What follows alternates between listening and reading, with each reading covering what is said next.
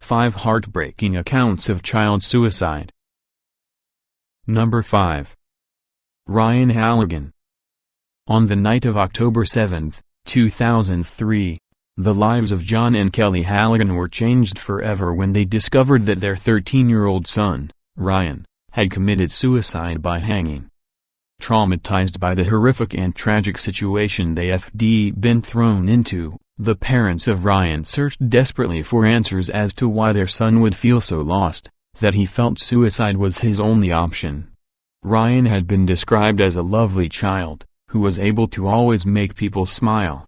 Why such a sweet and happy-seeming child would commit suicide, was a huge mystery to all. Between the 5th and 7th grades, Ryan began to suffer intense bullying from his schoolmates, leading him to confess a fear of going back to school. His parents advocated the seemingly reasonable approach of talking to the headmaster, an idea opposed by Ryan, who feared it would make matters worse. Ryan, instead, began to learn how to fight and consequently used his new skills to defend himself. This seemed to finally solve the problem. However, unbeknownst to his parents, the bullying continued online. Comments were made about his sexuality, and even his girlfriend joined in telling online friends that she had gone out with him for a joke. It was ultimately too much for Ryan to bear, and he killed himself at the tender age of 13. Number 4. Tyler Clementi. During the summer following his high school graduation, Tyler Clementi decided to openly talk about his sexuality. Despite this being a difficult time for him, Tyler was able to happily begin university. Everything seemed to be going well for Tyler, who showed exceptional talent as a violinist, allowing him to take part in an orchestra comprised mostly of older students. In addition to this, Tyler began to date men. His college roommate Durham Ravi respected Tyler's request for privacy, and Tyler entered a relatively happy part of his life for the first time. However, what Tyler didn't know is that Ravi had set up a hidden camera in their room and began sharing intimate footage of Tyler and his dates with his friends. The footage went viral, and Tyler became the target of intense ridicule. Overwhelmed by guilt, shame, and a sense of betrayal, 18-year-old Tyler killed himself by jumping from the George Washington Bridge.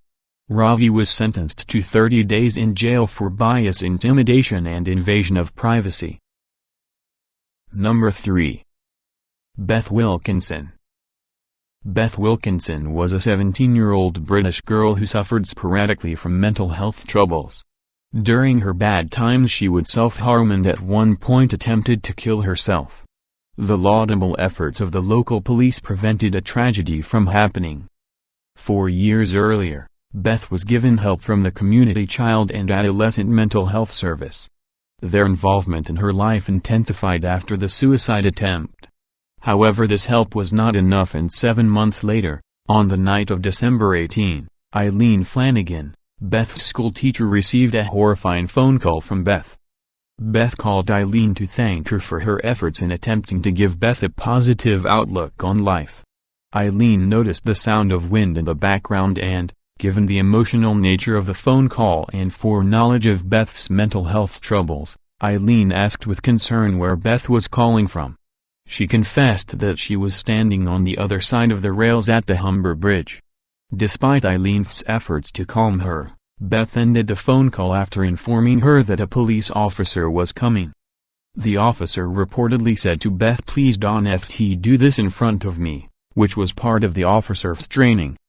However, at that point Beth tragically jumped into the water below. It wasn't until May 24 that her body was discovered by a fisherman on a neighboring shore. Number 2. Leelah Alcorn. On December 28, 2014, Leelah Alcorn committed suicide by walking into the path of a truck. Prior to the incident, she had scheduled a post on her public Tumblr page to go live after her death. In her final message, Leelah stated, "My death has to mean something."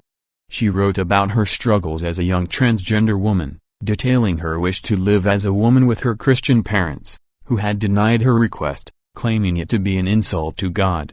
The post broke the hearts of thousands of readers, who actively shared the message in order to publicize the tragedy.